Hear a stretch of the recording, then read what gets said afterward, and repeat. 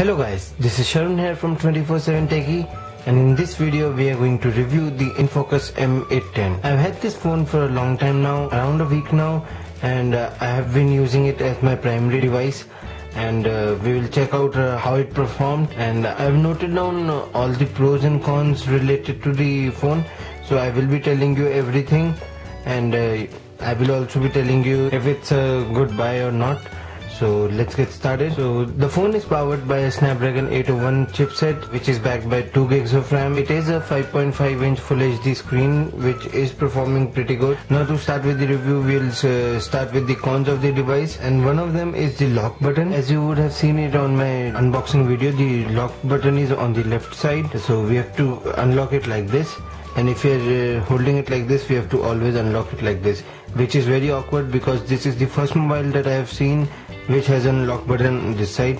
Every mobile has it here, or some have it on the top, but on the left side it's the first time. So it can be a con for a lot of people because it is a new placement, and many people don't want to adjust to the new things that soon. So it is an awkward position as well. Another thing is that the charging. The phone does come with an 1 ampere of charger, which is not good enough for a phone with the Snapdragon 801 and having a battery of 2600 mAh. So the phone does take a long time to charge with the box charger. But if we charge it with the regular charger that we get with the other phones, the 2 ampere charger, the phone does tends to heat up a little bit. It gets warm over here, the same area where it gets warm while gaming, but there's no performance issue or anything like that.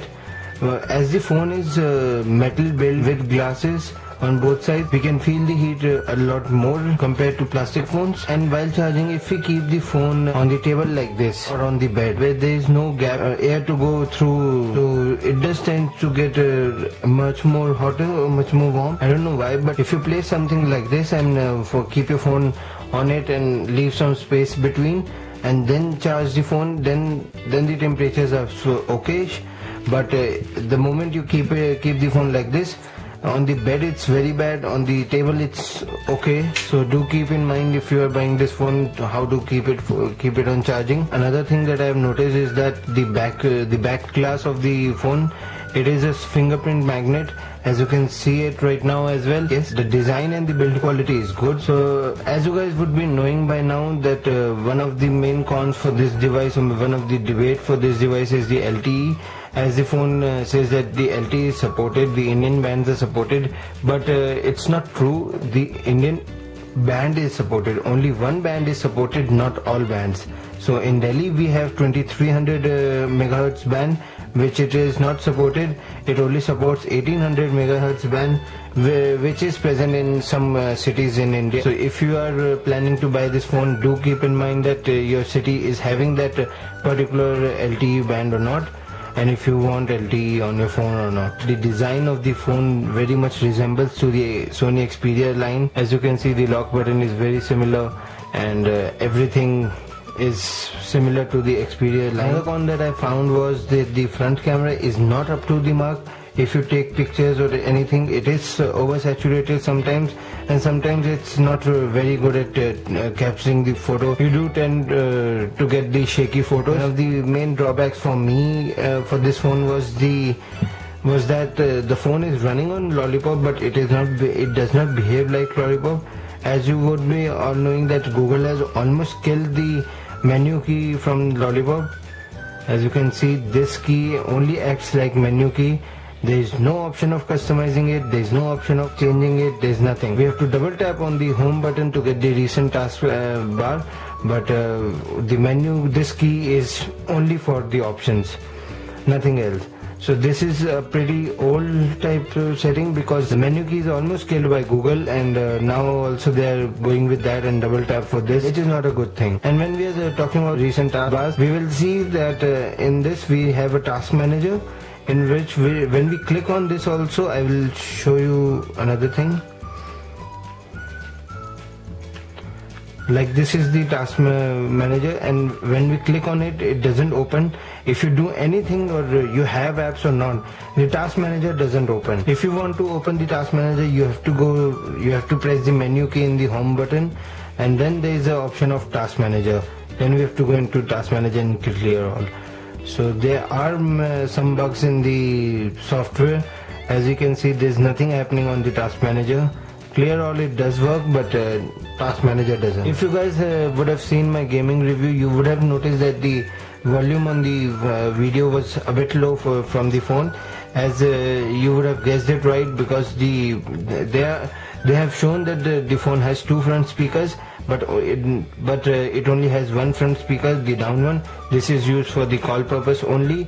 So and the video and the audio output through the front speaker is very bad. I have been used to using the OnePlus One, and the speaker output from that phone is really good. So compared to this phone, it's very low. If we talk about the software does comes with Android Lollipop 5.0.2, and it does support some gestures like turn over to reject the call, volume up, and these things, but they have not included a very important thing right now in the mobile age, is the double tap to wake. So there is no setting of adding double tap to wake or having anything like that, and the lock button is also present over here, so we cannot do anything to wake it up. We have to press the awkward lock button. If you guys have seen my unboxing video, you would have noticed that they have provided us with almost everything in the box, with the accessories, earphones, charger, and the SIM ejecting tool. But that was the worst accessories that I have ever seen in a box. Like the charger for the phone costing around 15,000, having Snapdragon 801, full HD screen, and they're only providing with a 1 ampere charger, whereas Eureka, which only costed 9,000 rupees, had a 1.5 ampere charger. And if you talk about the earphones, they're not at all of a good quality, and the SIM ejector tool just looks a little cheap. That's why I have never seen any accessories which are as worse as the accessories from this box. The phone is good, the phone works good, the phone is working fine, but the accessories wasn't that good. So as you guys can see, I have clicked a couple of pics over here. This is 2:15 p.m.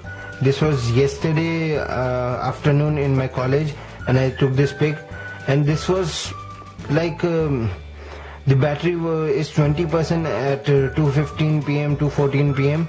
and the screen on time was only 2 hours, so the battery life isn't that good if we compare it with other phones in the same price segment.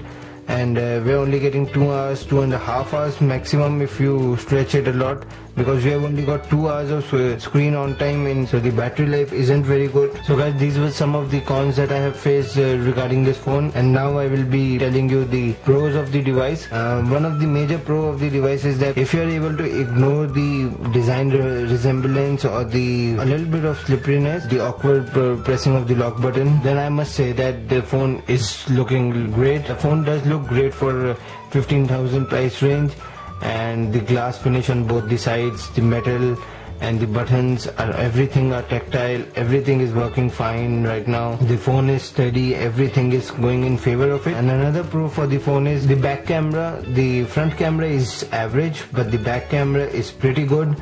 It is fast to focus, and everything is good, works fine. I've used it a lot. Just took a couple of pics in college as well, and they were pretty good.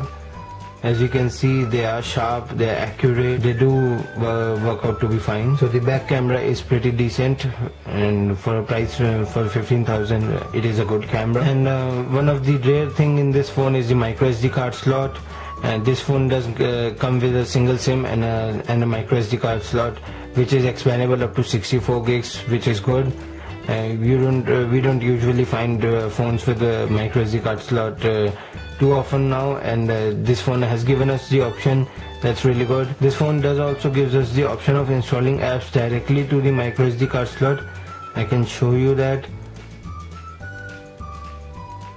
Like, we have the option of installing it directly to the SD card or internal drive storage. Let the system decide, which is a good option. We can select whatever we like. As you guys would be knowing by now that the phone does heats up a little bit, and while heavy gaming it tends to heat a little bit more, and normal usage it's all okay. but I've noticed that there's no throttling going on during the heating. I've seen a lot of devices which does heat up, but the throttling kills the performance as well.